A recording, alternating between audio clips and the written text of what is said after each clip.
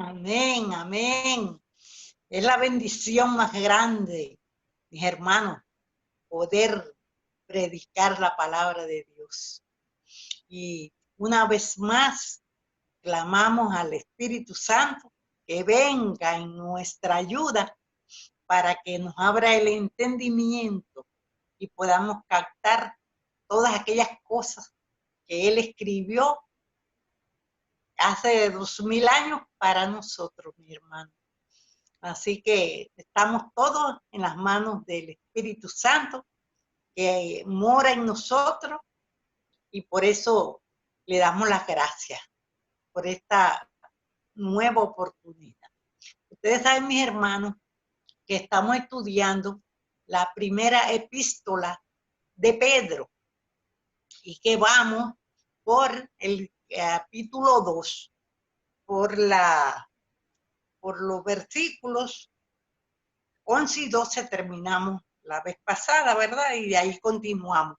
Pero quiero en esta vez, no me voy a salir en ninguna manera del estudio, al contrario, esto lo voy a traer como un material de apoyo para enfatizar que una de las cosas que el Señor más premia en los hombres es la obediencia. Y nosotros tenemos en la palabra de Dios, tenemos a los recabitas. Nosotros sabemos, mi hermano, que los recabitas eran una tribu de los ceneos que en aquel tiempo, mis hermanos, eran una tribu que pertenecían a los hijos de Jetro. Jetro, usted sabe que Jetro era el suegro de Moisés. Y cuando los israelitas salieron en su peregrinación hacia Canaán, los recabitas siguieron con ellos, se unieron a ellos y vivieron con ellos armónicamente. Y llegaron a ser importantes, mi hermano, llegaron a ser una tribu importante y vivieron armoniosamente con los israelitas. Y entonces vamos a leer, voy a leer aquí en Jueces 1:16, donde nos dice, y los hijos de Ceneo, suegro de Moisés, subieron de la ciudad de las palmeras con los hijos de Judá al desierto de Judá, que está en el Negev, cerca de Arad, y fueron y habitaron con el pueblo, ¿verdad? Entonces ya aquí comprobamos por la palabra quiénes eran los recabitas. Entonces, tenemos aquí en Jeremías 35, donde ustedes saben que Jeremías era el profeta de cuando les estaba llamando para que fueran, que se entregaran voluntariamente y se fueran a Babilonia. Y esta tribu estaba con él allí, esta tribu con los israelitas. Entonces vamos a ver un poquito sobre lo que le dice el Señor a ellos. Dice, fue firme la palabra de Jonadab, hijo de Recab, ¿se ve? El cual mandó a sus hijos que no bebiesen vino y no lo han bebido hasta hoy por obedecer al mandamiento de su padre. Y yo os he hablado a vosotros desde temprano y sin cesar, y no me habéis oído. O sea, el Señor aquí, como dice, si la voz y la palabra de un hombre, de un padre terrenal, fue escuchada por estos descendientes de esa manera tan especial, eso es lo que el Señor más le gustó, que fueran hijos obedientes. Entonces dice, y envió a vosotros todos mis siervos, los profetas, desde temprano y sin cesar, para deciros, volveos ahora cada uno de vuestro mal camino. Eso le decía el Señor a la tribu de Judá. Ya se había llevado el Señor las 10 tribus del norte y se había quedado acá la tribu de Judá. Y entonces el Señor les venía diciendo, volveos de vuestro mal. Mire, cuando el Señor manda algo, es porque ya el Señor se cansó de hablar y de que no se le escuchara. Entonces, esto es muy importante para lo que vamos a estudiar hoy. Que no se le escuchara. Entonces dice, volveos ahora cada uno de vuestro mal camino y enmendad vuestras obras y no vayáis tras dioses ajenos para servirles y viviréis en la tierra que di a vosotros y a vuestros padres, mas no inclinasteis vuestros oídos ni me oísteis. O sea, no les dio la gana, mis hermanos, no les dio la gana de escuchar al Señor, no volvieron su oído. Sabe que convertirse es devolverse de lo malo. Convertirse es volverse del mal camino y entrar al camino, como estábamos estudiando en la siembra, entrar al camino. Esa es la famosa conversión. Ciertamente los hijos de Jonadab, hijo de Recab, tuvieron por firme el mandamiento que les dio su padre, pero este pueblo no me ha obedecido. Imagínense, no obedecieron a Dios. Por tanto, así ha dicho Jehová, Dios de los ejércitos, Dios de Israel. He aquí traeré yo sobre Judá, sobre esa tribu, y sobre todos los moradores de Jerusalén, todo el mal que contra ellos he hablado. Porque les hablé y no oyeron. Los llamé y no han respondido. Mis hermanos, este es el manual de instrucciones. La Biblia es el manual de instrucciones. Si nosotros ponemos atención a la palabra de Dios, el Señor no tiene que mandar a nosotros, ¿verdad? Los creyentes, ningún mal, mis hermanos.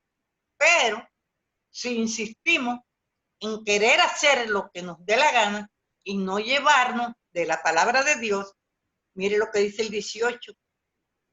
Y dijo Jeremías a la familia de los recabitas, así ha dicho Jehová de los ejércitos, Dios de Israel, por cuanto obedecisteis al mandamiento de Jonadab vuestro padre y guardasteis todos sus mandamientos e hiciste conforme a todas las cosas que os mandó, por tanto, así ha dicho Jehová de los ejércitos, Dios de Israel, no faltará de Jonadab, y no era israelita, hijo de Recab, un varón que esté en mi presencia todos los días.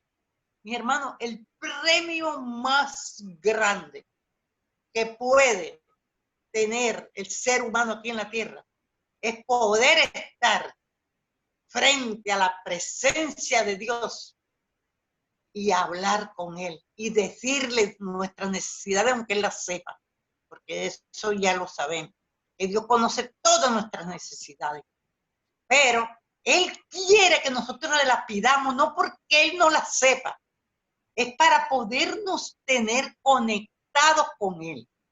Y mire que el Señor los probó, porque en otra parte, de aquí mismo, en otra parte nos habla y nos dice la palabra de Dios que el Señor los probó a ellos. Le dijo a Jeremías, llévalos al templo y ofréceles el vino. Ellos conocían al Señor porque si andaban con los israelitas, ellos sabían quién era Jehová. Ahora no eran israelitas. Y el Señor, y Jeremías los llevó al templo y les ofreció vino. Y les dijo, miren, Y ellos dijeron, no tomaremos, porque nuestro padre nos prohibió esto y esto. Ay, eso le encantó al Señor. Eso le encantó al Señor. Que ellos, en obediencia a su padre, ni el vino que les estaba ofreciendo Jeremías se lo tomaron.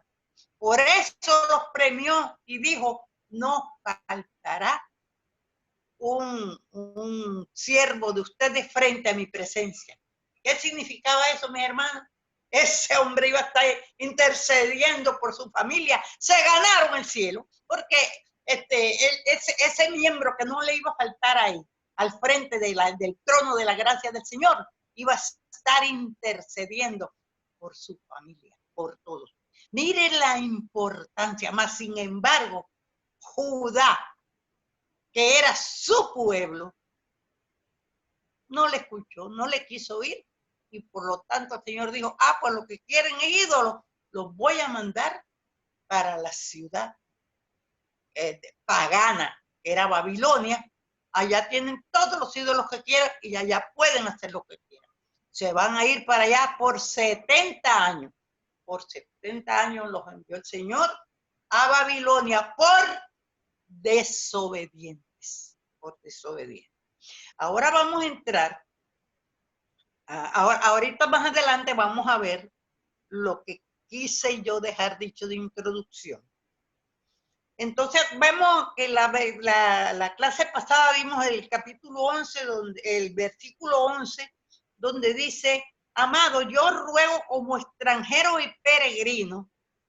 Nosotros sabemos que no pertenecemos a este mundo, como dijo el Señor. Son del mundo, están en el mundo, pero no son del mundo.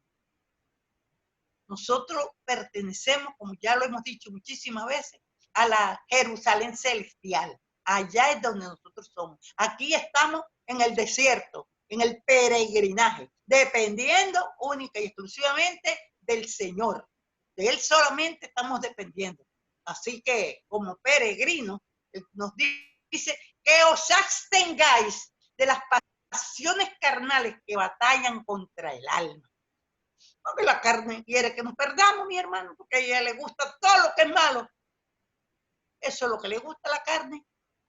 Pero, ¿cuáles son las cosas malas que batallan contra el alma? El Señor ya lo dijo la vez pasada, que era la malicia, la astucia, pero la astucia para la maldad. Porque usted va a decir, pero la Biblia se contradice, porque por allá hay un versículo donde dice que ser astuto como la serpiente. La astucia y la hipocresía, la astucia, la envidia y la calumnia. De esas cosas nos tenemos que separar. Pero la astucia para hacer el mal. Después le voy a tener un estudio de eso. Entonces dice que nosotros con nuestro comportamiento hacemos públicas las alabanzas a Dios por nuestras actitudes. Bueno, entonces también hablamos del 12, donde dice, mantened buena vuestra manera de vivir entre los incrédulos, entre los no judíos. Para los que murmuran de vosotros, eso estaba el apóstol Pedro, acuérdense que estamos hablando, diciéndole a sus compatriotas los judíos. Los no judíos éramos nosotros, ¿verdad? Que en aquel tiempo fuimos incrédulos, en un tiempo fuimos incrédulos. Entonces él decía para ellos, pero después Pablo nos lo dice a nosotros, que mantengamos, mis hermanos, mantengamos el testimonio de que somos hijos de Dios delante de los incrédulos. Por eso es que Pablo por en una carta reprende, ¿cómo es posible que se pongan, cuando los corintios estaban peleando ahí y discutiendo y diciendo, y muchos llevaban hasta los hermanos, los llevaban hasta a los jueces y a todos? O sea, ¿cómo es posible que no haya una persona que sea capaz de resolver un problema en la iglesia? Y eso está abolido, mis hermanos, para nosotros. El que lo hace tiene sus consecuencias, y eso lo sabemos. Entonces, dice, no consiste en adoptar, no, entonces dice aquí, que aquí recordemos que la verdadera separación de esas cosas malas no consiste en adoptar una posición piadosa. Eso es hipocresía. Tenemos que actuar naturalmente si es verdad que estamos viviendo una vida normal. Tenemos que vivir normalmente. Entonces dice, no se trata simplemente de abstenerse de realizar acciones mundanas. No es simplemente eso. Es más bien una actitud positiva que incluye honestidad y buenas obras. Todos los creyentes pueden exponer, todos podemos exponer en cualquier tipo de ocupación profesional las alabanzas a Dios. Porque yo le decía en estos días a una hermana que estábamos hablando y decía que hemos sido creados para la alabanza y gloria de su nombre. Mire, cuando usted tiene un testimonio y usted hace obras en el Señor y usted se comporta no con una cara larga de momia porque usted es muy santo, esas caras no convencen al Señor. Y tampoco usted tiene que estar convenciendo al mundo con esas caras de que usted es cristiano. Usted actúe en cualquier profesión que usted tenga. En cualquier profesión que usted tenga. Actúe naturalmente, como le salga del corazón. Entonces dice así, esta actitud de honestidad, ¿verdad? Esta conducta constituye el testimonio que el mundo necesita ver. Porque si usted es hipócrita, olvídese que alguien lo va a ver. Y si no lo ven, el que está ahí arriba lo ve. No hay cómo esconderse de esa actitud hipócrita. A Dios no puede ser engañado. Ahora vamos a entrar a esta nueva de los versículos 13 y 14. Dice, ahora viene para lo que yo leí la primera parte, ¿verdad? De los recabitas. Por causa del Señor, someteos a toda institución humana, ya sea al rey como a superior, ya a los gobernadores como por él enviados, para castigo de los malhechores y alabanza de los que hacen bien. Oigan bien, vamos a ver si yo me puedo hacer entender, a ver si me puedo explicar.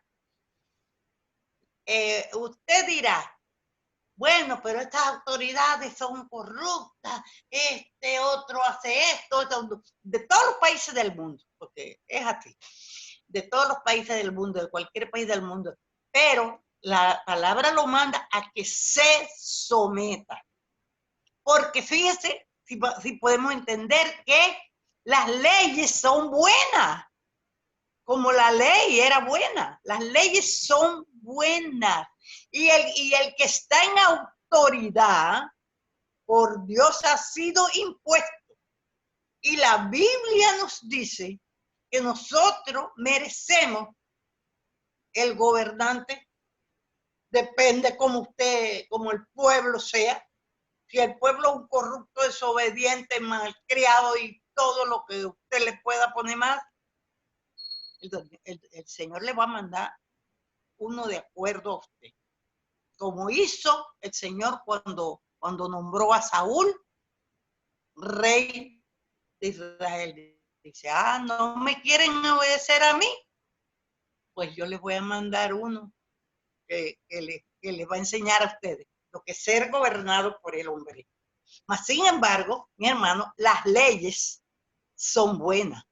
Que el gobernante no las cumpla, porque yo no he visto en ningún país del mundo que haya una ley que diga, mata de hambre a esta gente, no les des casa, no les des comida, no les des... Ninguna ley dice eso. Al contrario, hay presupuestos para que construyan casa, hay presupuestos para que le den comida a los pobres, hay presupuesto para las escuelas, que se hagan escuelas, que los niños aprendan.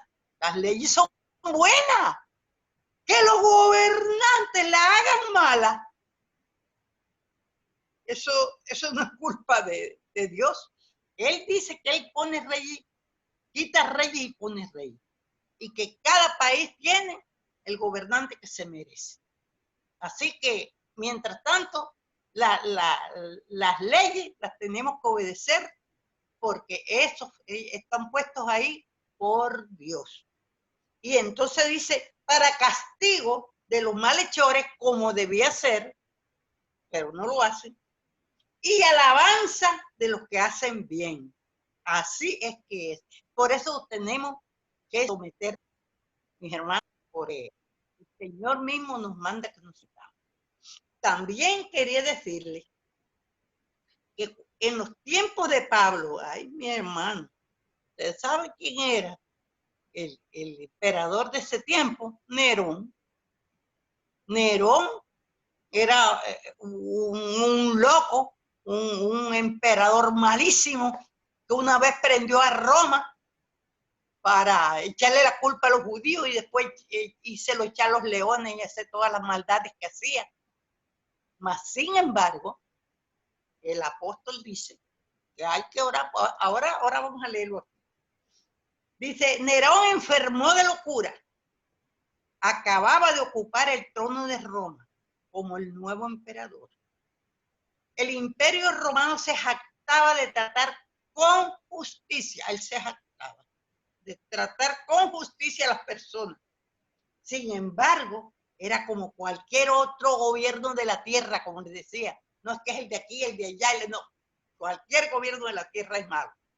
Los individuos pobres nunca tenían oportunidad de que se les aplicara un trato justo, equitativo. Fíjense ustedes de dónde viene la cosa. Las personas que disponían de grandes recursos económicos siempre podían contratar abogados lo suficientemente inteligentes como para evadir el cumplimiento de las leyes. Y los pobres eran los que debían enfrentarse a los problemas de hacer frente a las demandas de la ley. Como siempre, mis hermanos. Mas, sin embargo, ahora considerando nuestra situación actual, ¿cuál debería ser la relación del creyente con la ley? Está buena la pregunta. Él tiene que obedecer la ley. Mi hermano, nosotros tenemos que obedecer la ley. ¿Y por qué le digo yo? Porque yo oí a unos predicadores, cualquiera, pero lo oí, que decían que no se iban a someter a la ley. Que les decían que no fueran a las iglesias y que debían mantener una distancia y que debían mantener una mascarilla. En mi iglesia, dijo uno, en mi iglesia nadie me va a decir cómo yo debo de tratar a mis feligreses. Yo, los que llegan sucios, hediondos, de esta forma, yo no voy a poner distancia, yo los voy a abrazar, yo los voy a... Bueno, cada quien hace lo que quiere, y si es en su iglesia y no es la de Cristo, bueno, pues siga haciendo lo que quiera. Pero si aquí dicen, mire, se abren las iglesias, las personas mayores de 60 años se deben quedar todavía en sus casas, porque ahora es que está saliendo la gente y ahora es que viene la ola de la contaminación, porque más gente en la calle, más contaminación. Así que si antes en la cuarentena nos cuidábamos, ahora nos tenemos que cuidar mucho más, porque hay más gente en la calle contaminando. Y si dice que se abran las iglesias y que hay que tener una distancia y que hay que tener aquí, que hay que tener, eso debemos hacerlo. ¿Por qué? Porque las autoridades están puestas por Dios. Y si el presidente con el señor médico que nos dice, salga con su mascarilla, tiene que obedecer, después lo agarra un coronavirus y se muere, como hay pastores que se han muerto. que después estaba arrepentido y estaba diciendo, ay, es verdad que yo he debido obedecer. Pero ya no obedeció y se murió. Entonces, mis hermanos, tenemos que someternos a las autoridades. Y si las autoridades dicen, entonces empieza nosotros, que eso es política, que eso es, a nosotros no nos debe importar. Si es política o si es, no, nosotros no estamos concursando con política. Nosotros estamos para obedecer las leyes de la tierra como nos manda el Señor. Entonces dice sí, él tiene que obedecer a la ley, el cristiano. Esto es lo que el apóstol Pedro estaba diciendo aquí, que se sometieran a toda autoridad humana por causa del Señor. Mis hermanos, por causa del Señor. Y ya que se encontraban viviendo bajo la ley romana, tenían que obedecerla. Aunque Roma tenía la intención que sus leyes fueran justas, su aplicación no fue. O sea, la ley era justa, pero la aplicación no era. Recordemos que la ley romana crucificó a Cristo y persiguió a los primeros cristianos. Sin embargo, Roma se jactó públicamente de su justicia. También en la actualidad y en ciertos países, los poderes públicos tienden, con cortesía y diplomacia, a obstaculizar y suprimir la proclamación de la palabra de Dios. Nosotros sabemos que el mundo es enemigo de Dios, eso nosotros lo sabemos. Aún así, los cristianos, aunque hagan conocer su oposición a esta actitud, deben recordar que la palabra de Dios los exhorta a obedecer las leyes de una nación. Continuemos leyendo. Este es el versículo 15. Esta es la voluntad de Dios, que haciendo bien hagáis callar la ignorancia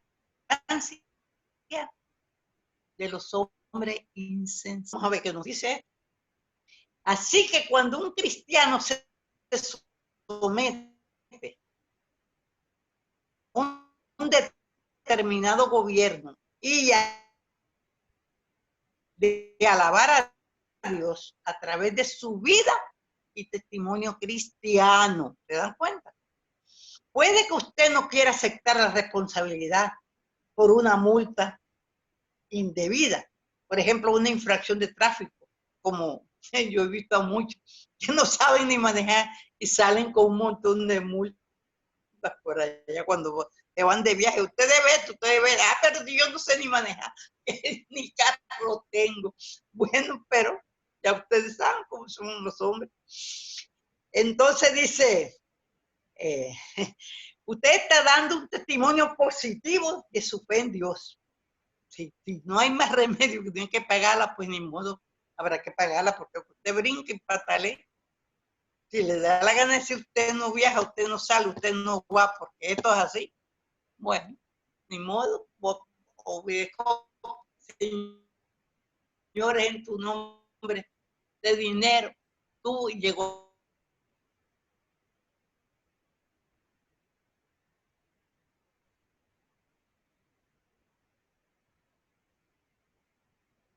decir, cualquiera puede reclamar eso. Vamos a decir, pero entonces, ¿cómo es que en otra parte la Biblia dice que hay que obedecer a Dios primero que a los hombres? Entonces, hay que no hacerle caso a ese hombre que me está diciendo esto. ¿Por qué? Porque yo tengo que obedecer a Dios y a los hombres no. ¿Me doy a entender? Pero eso es otra cosa, mis hermanos. Eso no puede ligar con esto. Porque yo siempre les pongo lo que es más lo que puede venir de una persona que diga, pero es que hay que obedecer a Dios primero que a los hombres. Entonces, ¿por qué nos están mandando a que obedezcamos las autoridades? Si ellos son hombres y nos están diciendo que nos tenemos que someter a los hombres, y entonces, ¿cómo es que vamos cómo es a obedecer a Dios? Si ellos están prohibiendo que no se lea la Biblia, que no sea esto, que no se haga aquello. eso es otra cosa. El domingo estaban predicando sobre las iglesias que tienen dueños y terrenales. Iglesias que son familias que las montan y que no, señor. Entonces, a usted nadie le puede pedir que usted predique de esto, pero la iglesia que está ahí y el pastor que tiene, que es un asalariado, le está diciendo, el Señor le está diciendo, predica de esto, pero él no se atreve, porque tiene que obedecerle al dueño de la iglesia, al que montó la iglesia. ¿Me doy a entender? En ese caso hay que obedecer a Dios, hay que predicar la palabra, no se puede ir con paños tibios, no hay que pasarle suavecito porque no se ofenda, porque no se, no. Usted predica lo que el Señor lo pone, porque cuando cualquiera cree que usted tiene un libro lleno de prédicas, yo voy a predicar esta hoy, voy a predicar esta mañana, qué fácil fuera predicar, mi hermano, qué fácil fuera predicar, pero así no se predica, así no se predica. Usted tiene que tener toda su semana para estar orando y estar preguntándole al Señor qué necesidad hay allí para que tú me enseñes qué es lo que yo debo decir. Pero esas iglesias que tienen un formato y todas las iglesias del mundo predican lo mismo, eso no es así. Hay que obedecer a Dios ahí, primero que a los hombres. Hay que predicar lo que el Señor ponga que se predique, eso es lo que se predica.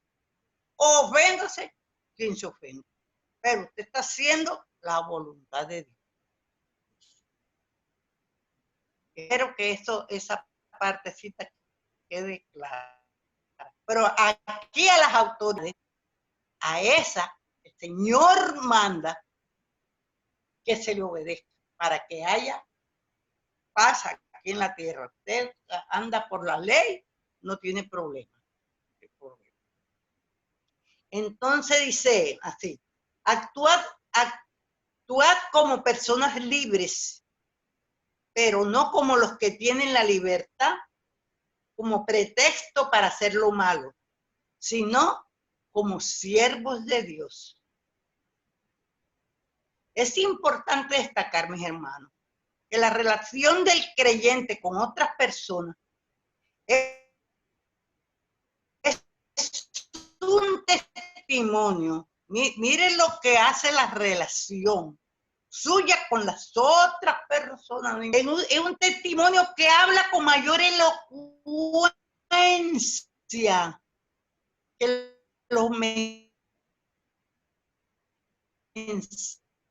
predictivos.